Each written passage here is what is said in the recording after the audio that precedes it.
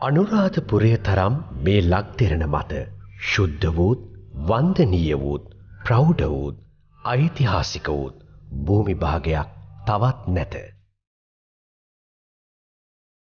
කකුසඳ කෝණාගම කාශ්‍යප හා අප මහා ගෞතම බුදුන් වහන්සේ යන සිව්වනක් බුදුවරුන්ගේ ෂඩ්වර්ණ රශ්මි ධාරාවන්ගෙන් හා උන්වහන්සේලාගේ පාදස්පර්ශයත් ලබමින් ලක්දිවට බුදුතාම රැගෙන ආ මිහිඳු මහරහතන් වහන්සේ ප්‍රමුඛ කොට ලක්ෂ සංඛ්‍යාත මහා රහතුන් වහන්සේලාගේ වැඩවාස භූමියට පත්වෙමින් බෞද්ධ ධර්මයන් බෞද්ධ සංස්කෘතියත් බෞද්ධ ශිෂ්ටාචාරයත් මේ දෙරණ තුල රෝපණය කරවමින් සොළොස් මස්ථානයන්ගෙන් අටමස්ථානයක්ම එකම භූමියක් තුල වන්දනාමානයට පත්වෙමින්ද ද්‍රෝණයක් ශ්‍රී සර්වඥ ධාතුන් වහන්සේලා වැඩවාසය කරමින්ද මේ භූමිය ශුද්ධත්වයටත් වන්දනීයත්වයටත් පාත්‍ර විය.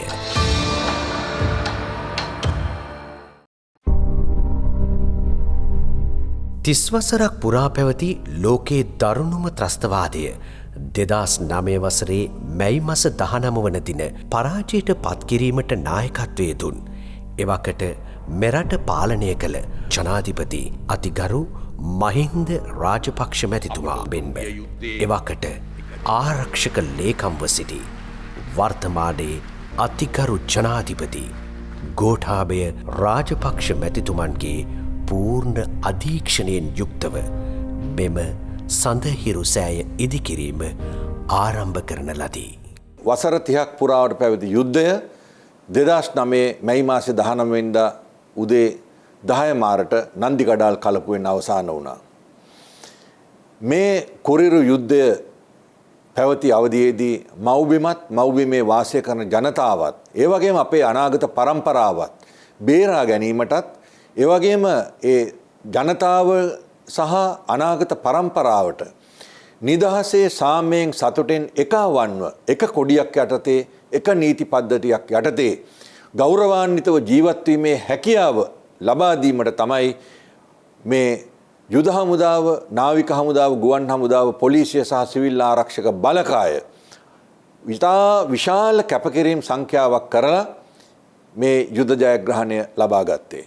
ඉතින් මේක ඉතාමත්ම දුෂ්කර බොහොම අභියෝගාත්මක ගමනක් වුණා හමුදාවන්ට. මෙහිදී ත්‍රිවිධ හමුදාවේ පොලිසිය සහ සිවිල් ආරක්ෂක බලකායේ නිලධාරීන් සහ සෙසු නිලයින් 29000 ගාණක් මිය ගියා. ඒ වගේම 60000කට අධික ගාණක් තුවාල වුණා. ඒ 60000කට අධික තුවාල වෙච්ච සෙබළුන් සහ නිලධාරීන් අතුරෙන් 14000කට අධික සංඛ්‍යාවක් මම මේ ඔබට කතා කරන මොහොතේ ඒ අයගේ ඇඳන් උඩට හෝ රෝදපුටු උඩට වෙලා ඒ අයගේ මුළු ඉතිරි ජීවිත කාලයම ඇඳ උඩ හෝ රෝදපුටු උඩට වෙලා ගත කරන්න දැන් සිද්ධ වෙලා තියෙනවා. ඉතින් මේ සියලු දෙනාම කරපු මේ කැපවීමත් ඒ වගේම යුද ජයග්‍රහණය අනාගත පරම්පරාවට මතක් කර දීමටත් එය සංකේතවත් කිරීමටත් තමයි එවකට ජනාධිපති තනතුරේ හිටපු පස්වන විධායක ජනාධිපති මහින්ද රාජපක්ෂ මැතිතුමා මේ සඳහිරු සෑය ගොඩනැගීමේ ව්‍යාපෘතිය පටන් ගත්තේ.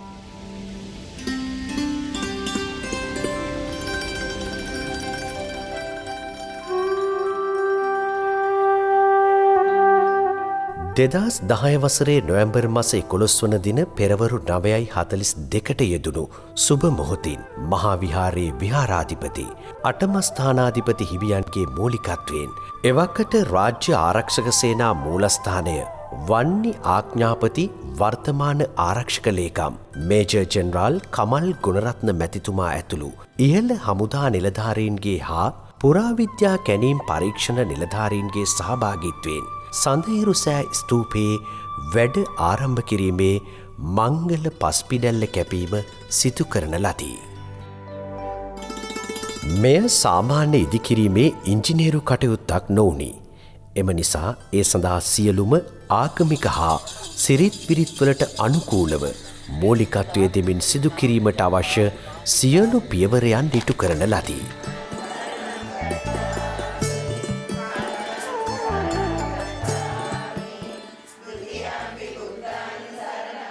සඳහිරු සෑය ඉදිකිරීමට තෝරා ගන්නා ලද භූමි භාගයේද ඓතිහාසික වශයෙන් වැදගත්කමක් ඇති ස්ථානයකි.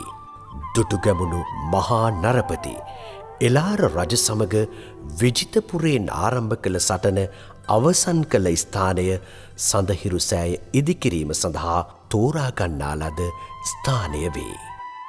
වසර 2010 නොවැම්බර් මස 22 වන දින ස්තූප පාදමේ මුල්කල තැබීම සහ නිදන් වස්තු තැන්පත් කිරීම සිදු කරන ලද්දේ මහා සංඝරත්නයේ සෙත් පිරිත් සජ්ජායනා මැද්දේය.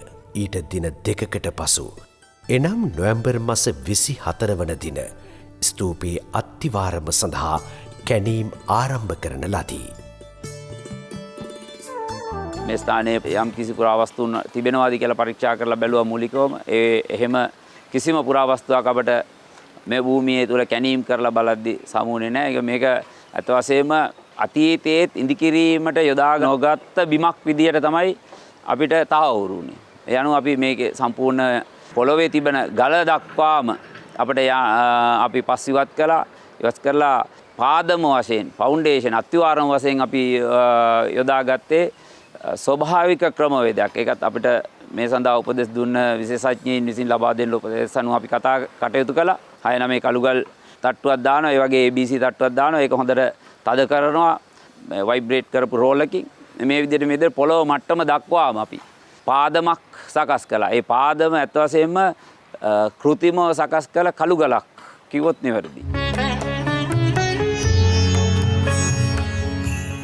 අත්තිවාරම සැකසීමේදී වසර 10කට වඩා වැඩි කාලයකට ශක්තිමත්ව අත්තිවාරම දැමීමට අපේක්ෂා කරනු ලැබූ අතර ඒ සඳහා ආචාර්ය රෝලන් සිල්වා මහතාගේ උපදෙස් අනුව කටයුතු සිදු කරන ලදී.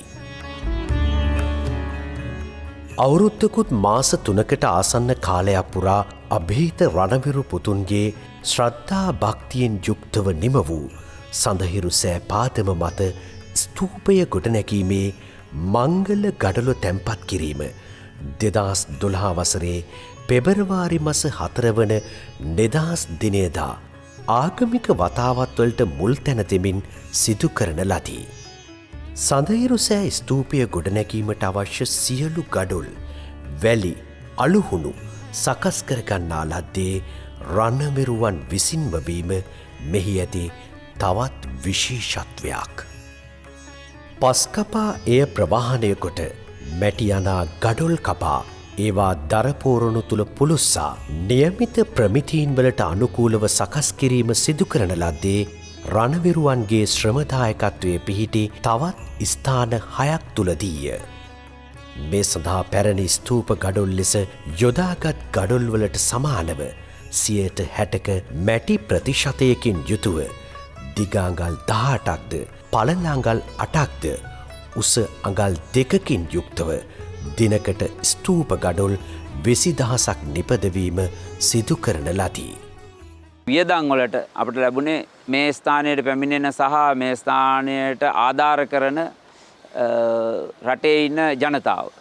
ඉතින් ඒ කට්ටිය අපිට ශ්‍රමයෙන් සහ ඔවුන්ගේ ධනයෙන් අපිට උපකාර කළා.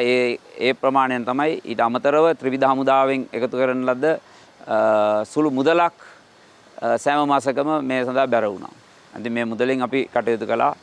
වාස්තු විද්‍යාත්මක ක්‍රමවේද සහ තාක්ෂණික ක්‍රමවේද සලකනකොට අපි මංජුශ්‍රී භාෂිත වාස්තු විද්‍යා ශිල්ප ශාස්ත්‍ර නැමැති ග්‍රන්ථයේ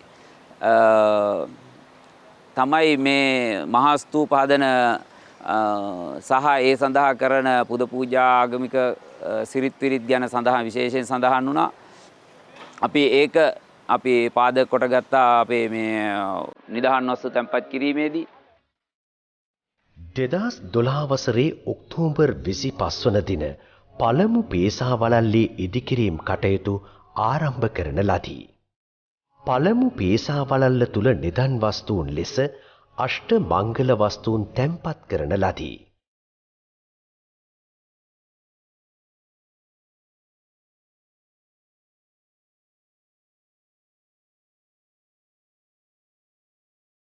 වසර 2013 6වෙනි මාසේ 23 වන දින දෙවන පේසා වලල් ඉදිකිරීම ආරම්භ කළ අතර එම ඉදිකිරීමේදී දෙවන පේසා වලල්ල තුල දේව රූප සහ අනෙකුත් විශේෂ බ්‍රහ්ම රූප තැන්පත් කරන ලදී.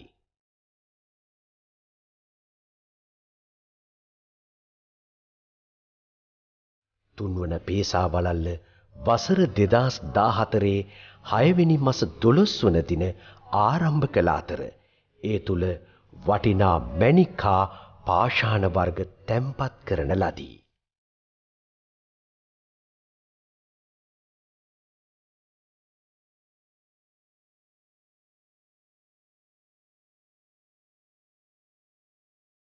සඳහිරු සෑ ස්තූපයේ සුවිශේෂී අවස්ථාව උදා වුණේ වසර 2014 නොවැම්බර් මාස 23 වන දිනයේදීය. ඒ ගර්භය තුල ශ්‍රී සර්වඥ ධාතුන් වහන්සේලා සහ රන් පත්තිරුවල රචනා කරන ලද ත්‍රිපිටකය සහ නිධන් වස්තු තැන්පත් කිරීමයි. එදින පෙරවරු 9:30ට යෙදුණු සුබ මොහොතින් එවකට ජනාධිපතිව සිටි අතිගරු ජනාධිපති මහින්ද රාජපක්ෂ මැතිතුමා සහ එවකට රාජ්‍ය ආරක්ෂක ලේකම්ව සිටි ගෝඨාභය රාජපක්ෂ මැතිතුමන් අතින් මෙහි ධාතුන් තැන්පත් කිරීම සිදු කරන ලදී. අටම ස්ථානාධිපති පල්ලේගම සිරිනිවාස නායක හිමි විසින් ශ්‍රේමා බෝධීන් වහන්සේගේ ඉතිහාසයේ සිට පැවතගෙන එන අටම ස්ථානයේ ඇති ධාතුන් වහන්සේ නමක්ද මිහින්තලය රජමහා විහාරයට අයත් මිහිඳු මහරහතන් වහන්සේ තමන් වහන්සේට වන්දනා මාන කිරීමට තබාගත් ධාතුන් නමක්ද ශ්‍රීපාද විහාරස්ථානයට අයත් ධාතුන් වහන්සේ නමක්ද යුදගනාව විහාරයේ තැන්පත් කර තිබූ ධාතුන් වහන්සේ නමක්ද වස්කඩුව ශ්‍රී සුබෝධී විහාරයේ තිබූ කපිල වස්තුපුරයේ නිසැක ශ්‍රී සර්වඥ ධාතුන් වහන්සේ නමක්ද සඳහිරු සෑ ගර්භය තුල තැන්පත් කරන ලදී. අතීත සම්ප්‍රදායට අනුව මහා මේරුව තුල මෙම ධාතුන් වහන්සේලා තැන්පත් කිරීම සිදු කරන ලද්දේ කෝටි 20කට අධික වටිනාකමකින් යුත් නිල් මැණික් වලින් කරවන ලද ධාතුන් වහන්සේලා තැන්පත් කරන මංජු ශාවකය. එමෙන්ම මෙම ධාතු ගර්භය තුල කිලෝග්‍රෑම් 8ක් බර දඹරන් බුදු පිළිමයක්ද කිලෝ 2.5ක් බර බෝධීන් වහන්සේ නමක්ද කෝටි 16ක් වටිනා රන් පත්තිරුවල රචනා කළ ත්‍රිපිටකයේද සඳහිරු සෑ ධාතු ගර්භය තුල වන්දනා මානය සඳහා තැන්පත් කර ඇත.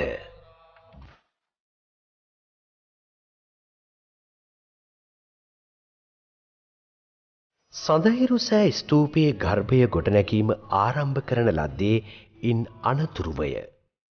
මේ සඳහා රණවිරුවන් සිවිල් ආරක්ෂක බලකාය මෙන්ම බෞද්ධාගමික පූජකවරුන් සහ සැදැහැවත් බෞද්ධයන් සිය ශ්‍රමදායකත්වය ලබා දෙන ලදී.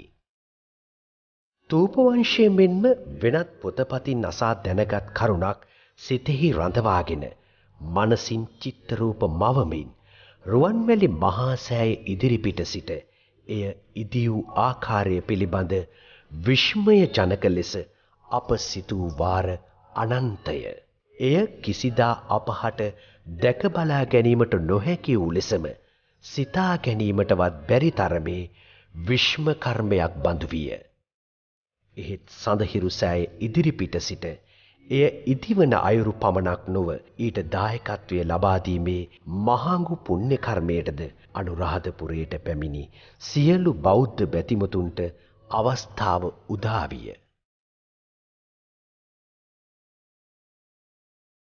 රුවන්මැලි මහා සෑයට දකුණු දිශාවෙන්ද ශ්‍රේමා බෝධීන් වහන්සේ ආසන්නයේද පිහිටා ඇති සඳහිරු සෑය වර්ෂ 1718කට පසු මේ මෙහිතලය මත ඉදිවන සුවිශාලතම ස්තූපයයි. එමෙන්ම මෙය ශ්‍රී ලංකා දීපය නැවත වරක් බුදුන්ට පූජා කිරීමේ අවස්ථාවක් ලෙසද හැඳින්වීමට හැකිය. වසර 2020 මැයි මස 25 වන දින හතරැස්කොටුවේ වැඩ ආරම්භ කිරීම සඳහා මුල් කළ තබන ලදී. ඉන් අනතුරුව හතරැස්කොටුවේ නිදන් වස්තු තැන්පත් කිරීම 2021 මාර්තු මාස 24 වන දින සිදු කරන්නට යෙදුණි. මෙහි හතරැස් කොටුවේ උස අඩි 39කි. එමෙන්ම දේවතා කොටුව අඩි 25කින් උසින් යුක්තය.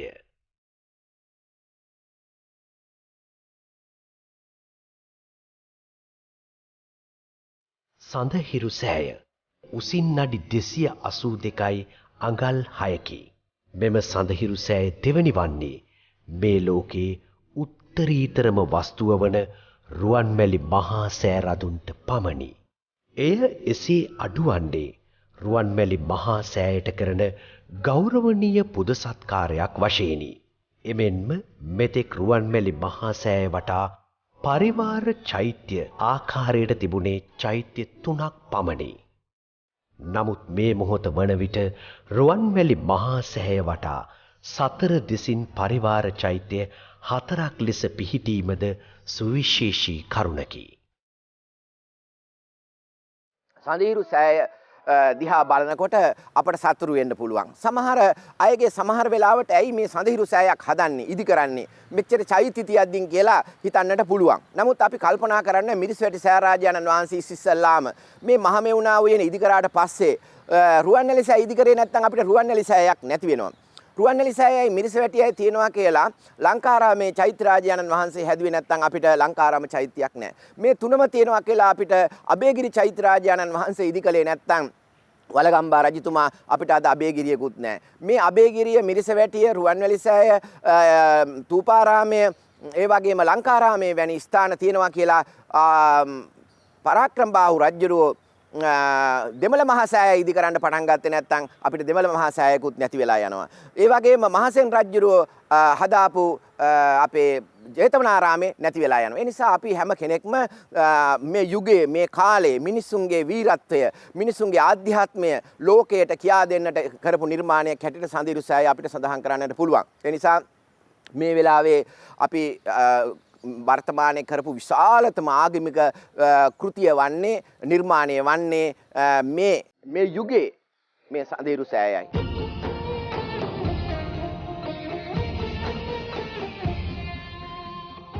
සඳහිරු සෑයේ කොත් කැරැල්ල අඩි 72ක උසකින් යුක්තය.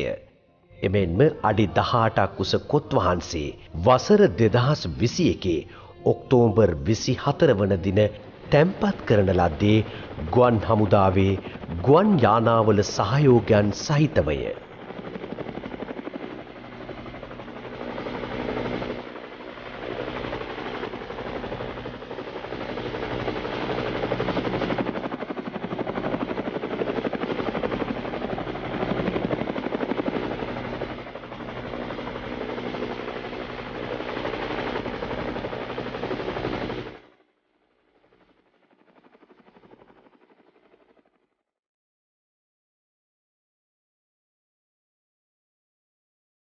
සඳහිරු සෑමුදුනේ බැබලෙන චූඩා මාණික්‍ය මැණික්ගල් 1895ක් ඔබ්බවා රමණීය ලෙස අඩි 4ක් උසකින් යුක්තව සකස් කරන ලද්දකි.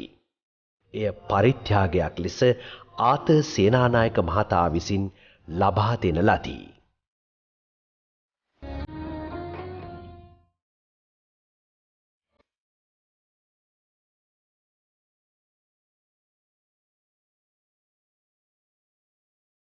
ජාතියේත් ආගමේත් සංස්කෘතික මූලස්ථානය වන අනුරාධපුර පූජා භූමිය තුල ඉදි කරන ලද සඳහිරු සෑය ලක්දිව තූපවංශයට රජ දවසින් පසු එකතු වන මහා සෑයක් ලෙසත් දුටුගැමුණු මහා විජයබාහු පරාක්‍රමබාහු 6 වන පරාක්‍රම නරපතියන් යුද ජයග්‍රහණයකින් රට එක්සේසත් කොට ඉදි කළ මහා ස්තූපයන ගොන්නට එකතු වන තවත් මහා ස්තූපයක් වශයෙන් වංශ කතාවට එකතු වනු ඇත. නූතන යුගයේ වීරත්වය ආධ්‍යාත්මිකත්වය ලොවට කියාපෑමට ඉදි කළ මහා සෑයකි. හමුදා රණවිරුවන්ගේ සහ සිවිල් ආරක්ෂක බලකායේ ශ්‍රමයත් ගිහි පැවිදි දෙස්විදෙස් ජනතාවගෙන් ලද පරිත්‍යාගයන් සහ ශ්‍රමයත් මතින් ගොඩනැගුණු අපේ කාලේ මහා සෑය රණවිරුවන්ගේ පෙර දවසත් අපගේ අනාගතයක් ලෙස සැලකිය හැක. අඩි 800ක පරිදිය නොයසේ නම් වට ප්‍රමාණයකින් යුක්ත සඳහිරු සෑය පාමුල පිහිටි සලපතුල මළුව වටා පැරණි අනුරාධපුර චෛත්‍ය වටා ඇති ලෙසටම විශාල කළුගල් අතුරා ඇත. එමෙන්ම අනෙක් සෑරදුන්ගෙන් මෙම සලපතල මළුව විශේෂ වන්නේ එය වටා අඩි 5න් 5ට ඉදිකර ඇති ජලවාෂ්ප සහිත වතුර මල් නිසාමය. එමකින් දවසේ ඕනෑම වෙලාවක කිසිදු අපහසුතාවයකින් තොරව සෑය වටේ යමින් වන්දනාමාන කිරීමට පහසුව සකසා ඇත.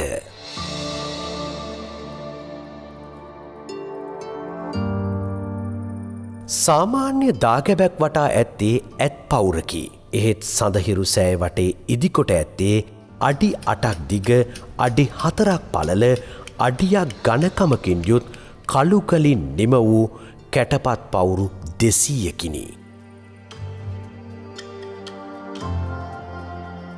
එයින් දසපාරමිතා නිරූපණය කරන ජාතක කතා පදනම් වූ පවුරු 50ක්ද සිද්ධාර්ථ කුමරුන්ගේ උත්පත්තියේ සිට බුද්ධ පරිනිර්වාණය දක්වා අවස්ථා විදහා දැක්වෙන කැටපත් 50ක්ද බුදුන්ගේ ලංකා ගමනය මහින්දාගමනය සහිත ඉතිහාස කතා නිරූපිත කැටපත් 50ක්ද දම්සක් පැවතුම් සූත්‍රය සහ කාම සුකල්ලිකානු යෝගය සහ අත්ත කිලමතානු යෝගය විදහා දැක්වෙන කැටපත් 50ක්ද ඇතුළත්ය. අජන්තාවේ හැරුණුකොට ලෝකයේ මෙවැනි කැටයම් පවුරක් දක්නට ලැබෙන්නේ සඳහිරු සෑය තුළ පමණක් වීම තවත් විශේෂත්වයකි. සඳහිරු සෑ මළුව වටා පැරණි ස්තූපයන්ට අනුව ආයත හෙවත් වාහල්කඩ 4ක් සතර දිශාවට ඉදිකර ඇත. ප්‍රධාන පිවිසුම සහිත පිවිසුම් 4කි. ප්‍රධාන පිවිසුමට විශාල රථගාලක් සහිතය. බෝධිඝරය මෙන්ම බුද්ධ මන්දිරයේද මළුව තුළම ඉදිකර ඇත. එම බුද්ධ මන්දිරය තුළ විවිධ මුද්‍රා සහිත හිඳි පිළිම පිත්තලින් නිර්මාණය කොට ඇත. මෙහි උඩුවියන සහ ඇත් පවුරද පිත්තලෙන් නිමවී ඇත්තේ රණවිරුවන්ගේ කලාත්මක නිර්මාණීය දක්ෂතාවය කුසලතාවය පිළිබිඹු කරවමින්ය. මෙම සඳහිරු සෑ භූමිය තුළ පසු කාලයකදී විහාර සංකීර්ණයක් ඉදිකිරීම සඳහා සැලසුම්ද සකස් කොට ඇත. මෙහි ඇති සුවිශේෂී අවස්ථාවක් වන්නේ යුද ජයග්‍රහණයෙන් පසු රුවන්මැලි මහා සෑයේ ආරම්භයේ සිටම දුටුගැමුණු මහරජතුමා සහ සද්ධාතිස්ස රජතුමා යන දෙසුහොයුරන් මුල් වී ඉදිකරනු ලැබුවා සේම සඳහිරු සෑයද යුද ජයග්‍රහණයෙන් පසු ගරු අග්‍රාමාත්‍ය මහින්ද රාජපක්ෂ මැතිතුමන් සහ අතිගරු ජනාධීපති ගෝඨාභය රාජපක්ෂ දෙසුහොයුරන්ගේ මූලිකත්වය සහ දායකත්වය මත ඉදිකරනු ලැබීමය.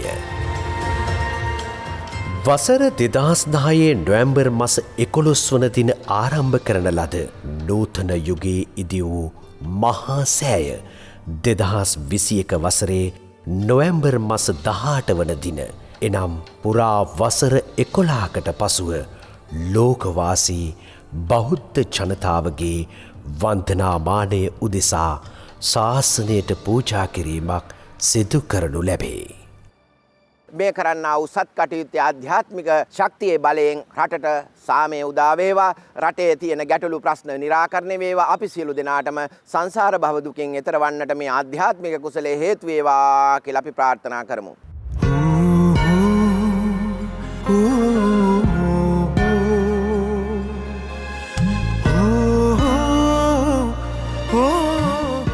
ලාංකික තූපවංශයට අනුව නව පරිච්ඡේදයක් එක් කරමින් සොමි ගුණයෙන් සඳත් තද තෙදින් හිරුත් යන අරුත එක් කරන 30 වසරක් මුළුල්ලේ පැවති දරුණු ත්‍රස්තවාදය පරාජය කිරීමේ ජාතික උරුමය වෙදහා දක්වන ජාති ආගම් කුල මලභේද අත්හල සමස්ත ශ්‍රී ලංකා ද්වීපයම එක්සත්වීමේ මිත්‍රත්වය සංකේතවත් කරන පොදු වස්තුවක් ලෙස ගොඩනැගුණු සඳහිරු සෑ රධානන් වහන්සේ වර්තමාන ලෝකය තුළ බෞද්ධ පුනරුදේ සන්ධිස්ථානයක් වනු නොඅනුමානය.